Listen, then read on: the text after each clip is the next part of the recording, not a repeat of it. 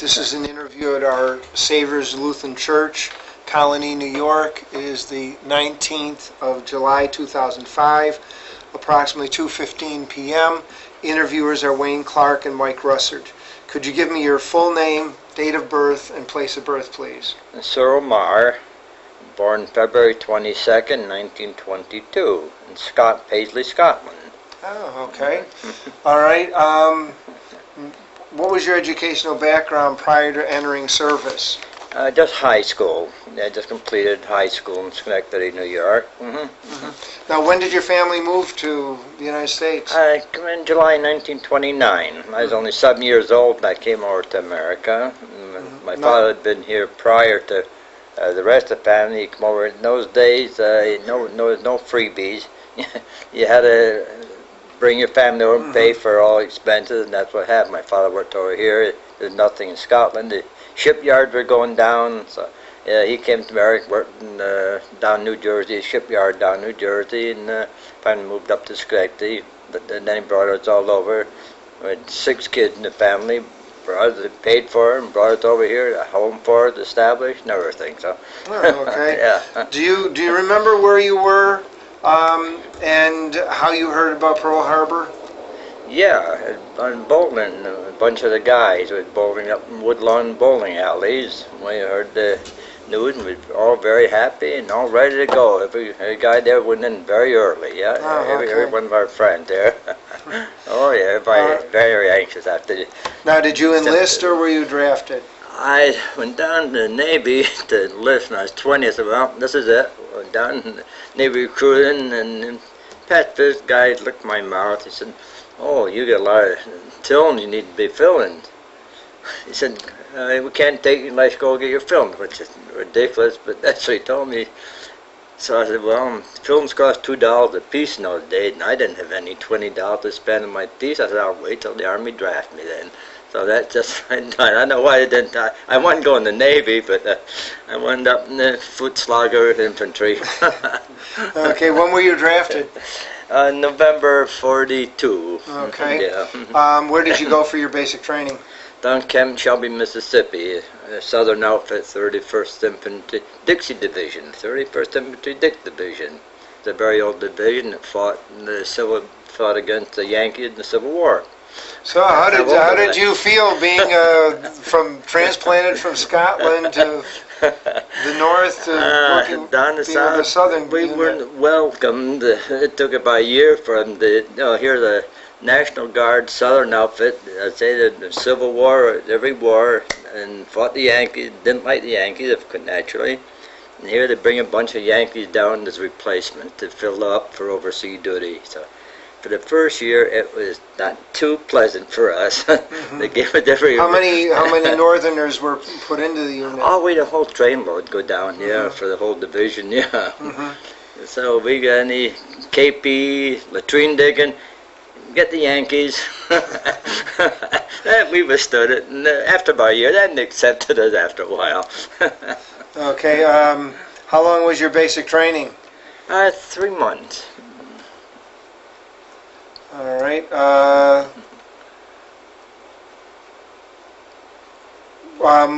Did you get any specialized training at all? No, nothing. No, just put in infantry, and that was it. During the war years, didn't much for choice. Okay. When did you end up going overseas? 44, yeah. Yeah. Now, did you go over on a convoy or a single ship? A single ship in the Pacific. Well, we had a convoy taking us through we left from Norfolk through the Panama Canal. We did have a convoy till we got to the Pacific, and then the convoy just left us then after that, yeah. And just kept our fingers crossed.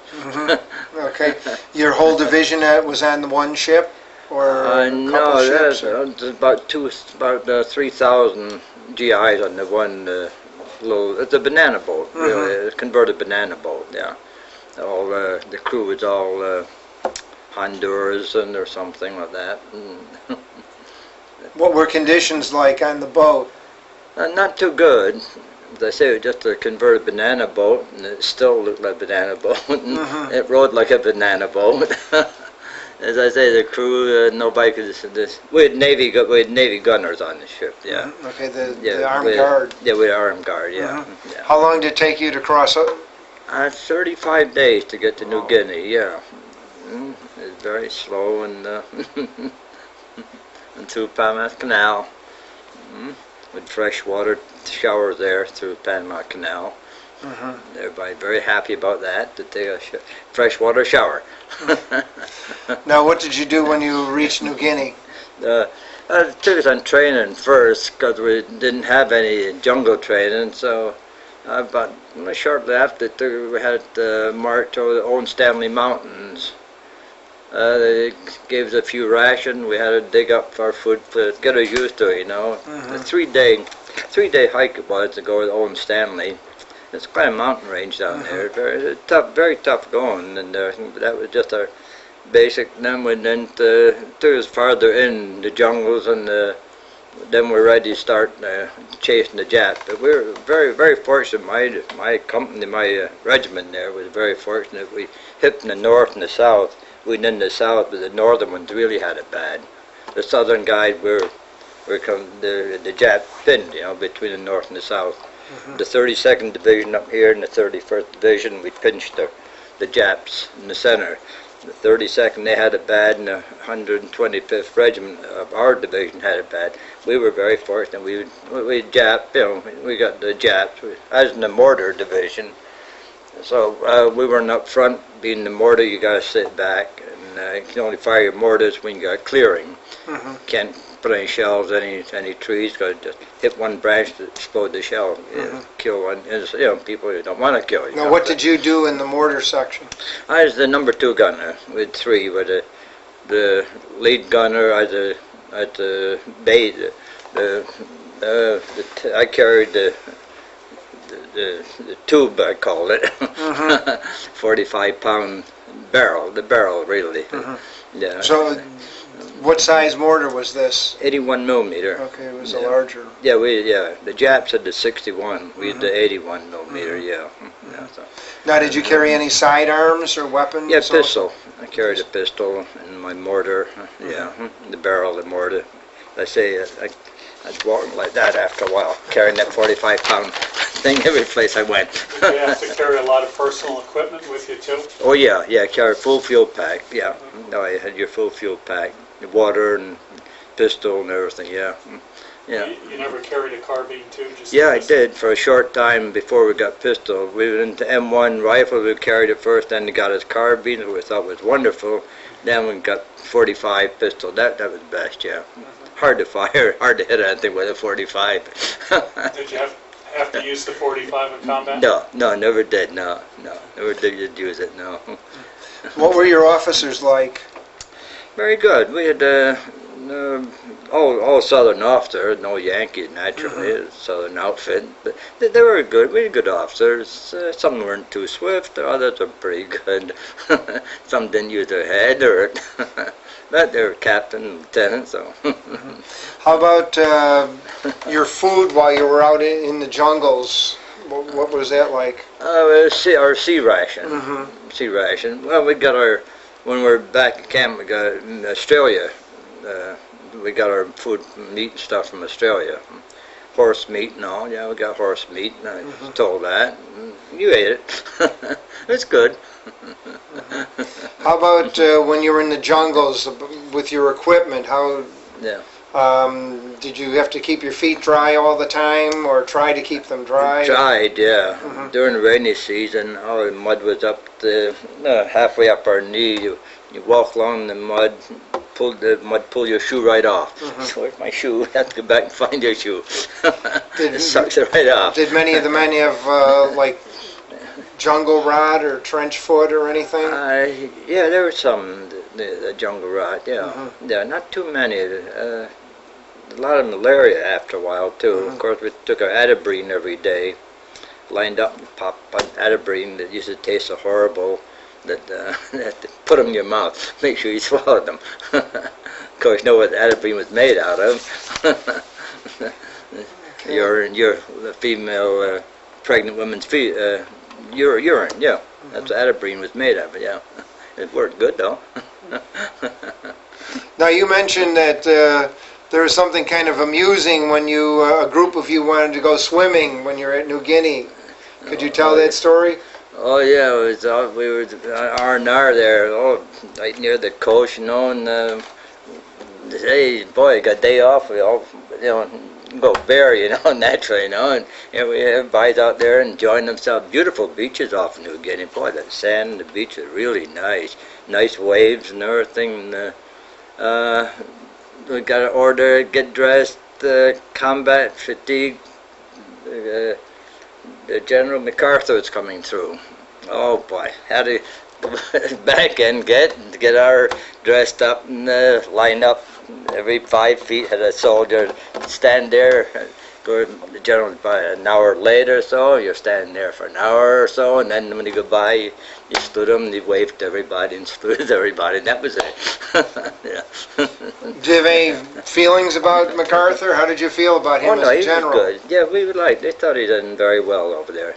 Done very well. Yeah, yeah, yeah. And we used to bring our mattress covers with his swimming too.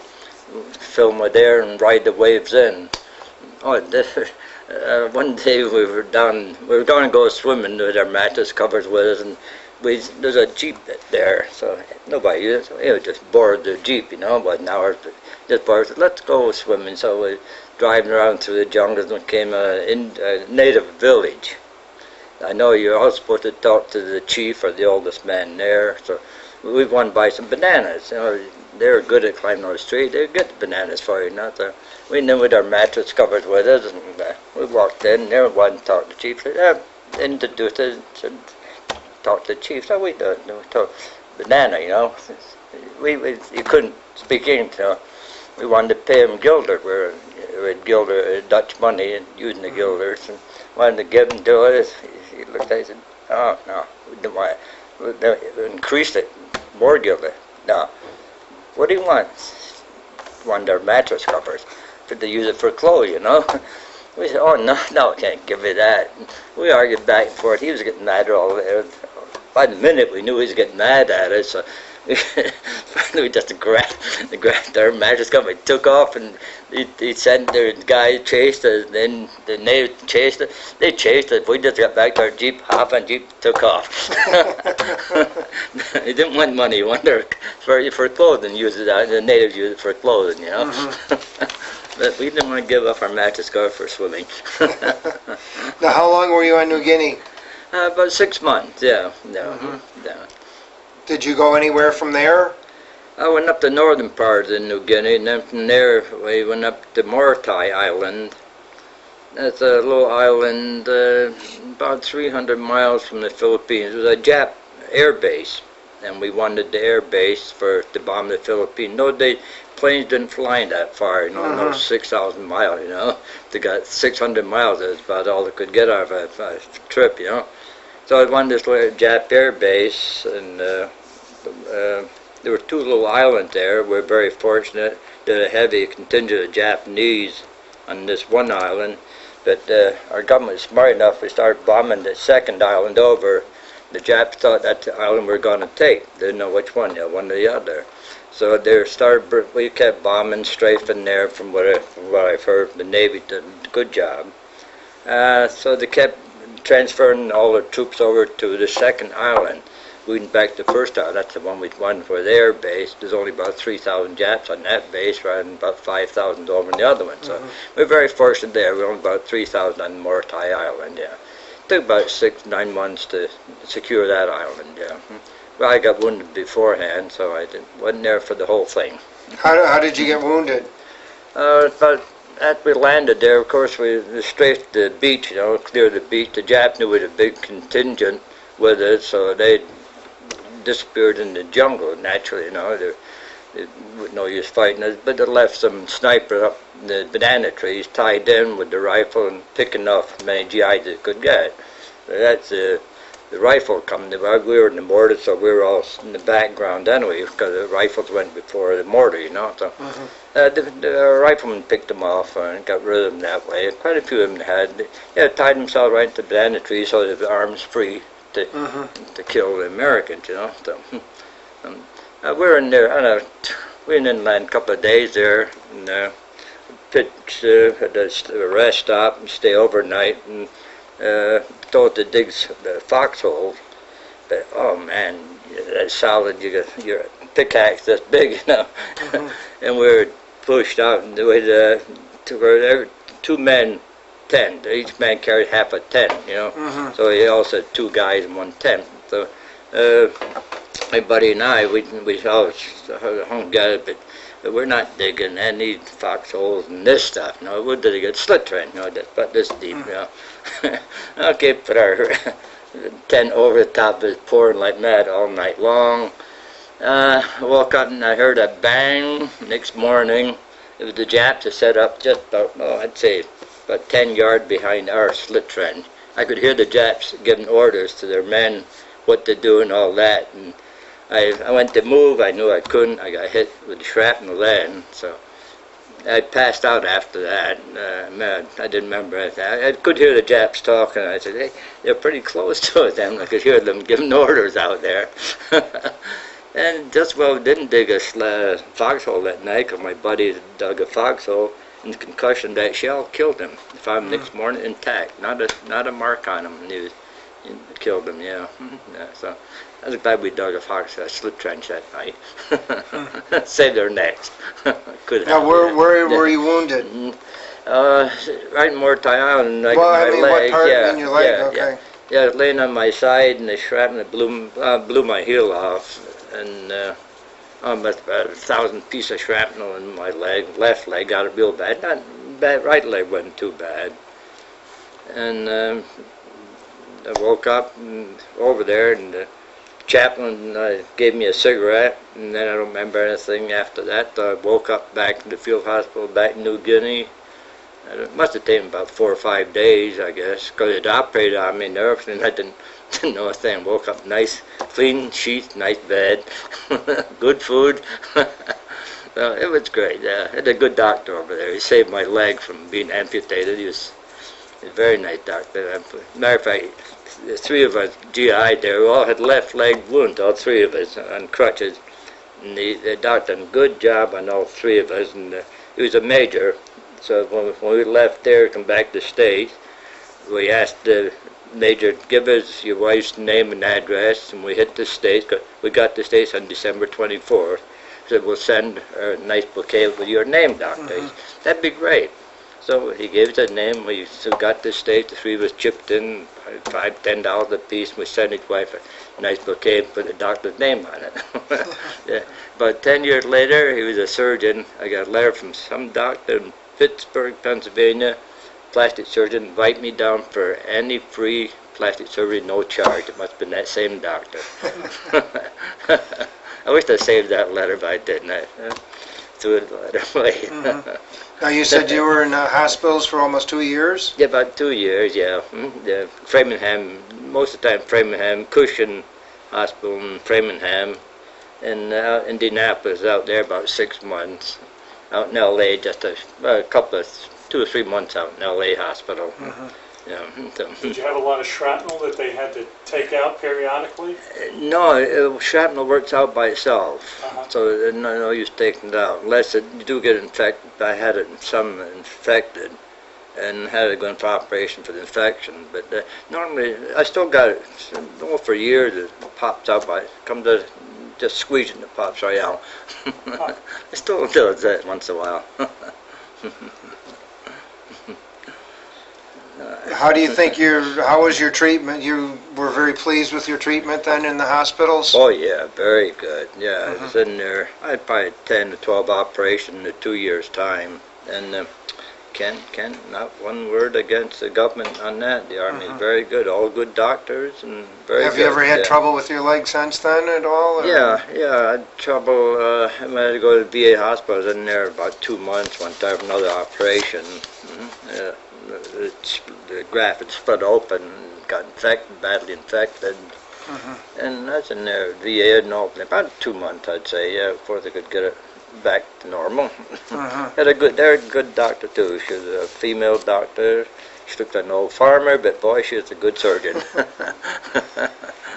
Matter of fact, she's so good for her down the Walter Reed hospital down there. She didn't stay in Albany very long. Okay. When were you discharged eventually? 45, August, and 46, I'm 46. Yeah, and war ended in 45. I was still in the hospital for a year after the war ended. August 1st, 1946, yeah. Yeah. They closed that Army hospital over there and turned into VA. So. Did you ever use the GI Bill at all?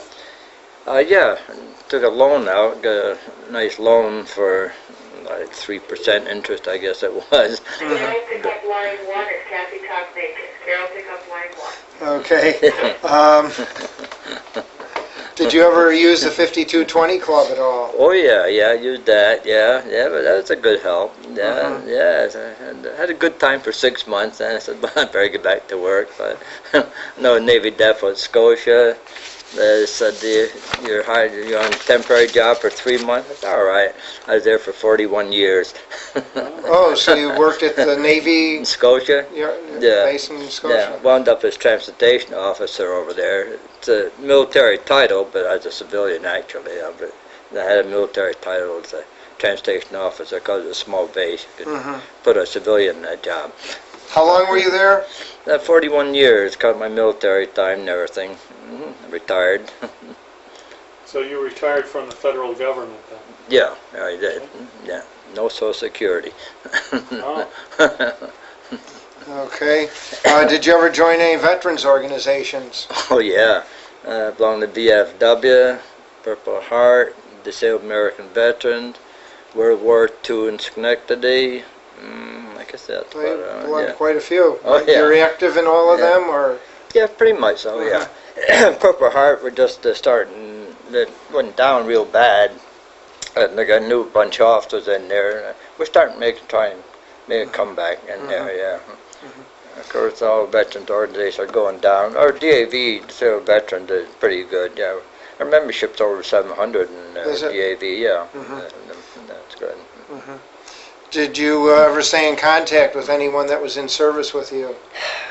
Yeah, one fella, Jay Brazil, from Pickens, South Carolina. I used to stay in touch with him. He found out, we got a call from Red Cross one time.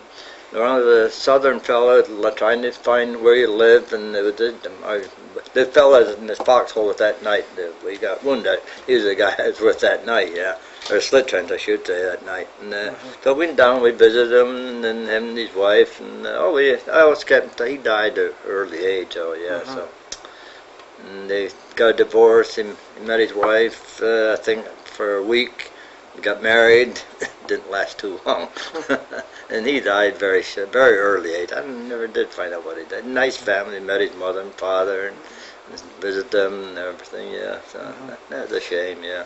How do you think your time in the service changed or had an effect on your life? Oh, definitely, yeah. It did, but it's hard to say just what it would be, you know. But, I think the military, being in the Army and going through the war, I think it did affect it somewhat, yeah. If you could hold this like this, Wayne can focus on it. Do you recall where and when that was taken? Yeah, and my first, after my basic training, we got up here, I got in February of that year, and the worst snowstorm just before I arrived, and it was below zero, and the weather broke the day I got here, and so it wasn't too bad. But it had terrible cold weather that winter, and that February. And that was taken in Schenectady? Yeah, Stanton, Rotterdam, yeah. That's my mother and father's house there in the background, yeah. Right by Draper School. All right, well, thank you very much. Oh, I brought his picture. And Okay. Yeah, Freddie, they brought him into hospital, and they put him right next to my Now, was bed. he in your unit? No, he was in Europe, and he was in a half-track, and a phosphor shell landed in the half-track, killed everybody in the half-track except him. And of course, that phosphorus, any open skin that just burned him right off. He should have died, and he said, I don't know why he lived.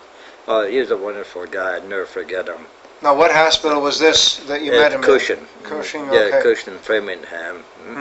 And being my first, I remember our father, I just transferred in the hospital when Freddie came in about the same, shortly after I got there. My father was up visiting me. When they brought him in, my father took one look at Freddie, and he had to go out. He got sick, just looking at Freddie, yeah. So he had a lot of burns then? Oh, yeah. This is Freddie before we went into service. So he gave you a photograph. Where was he from? From Massachusetts, just north of Boston. This is what he looked like.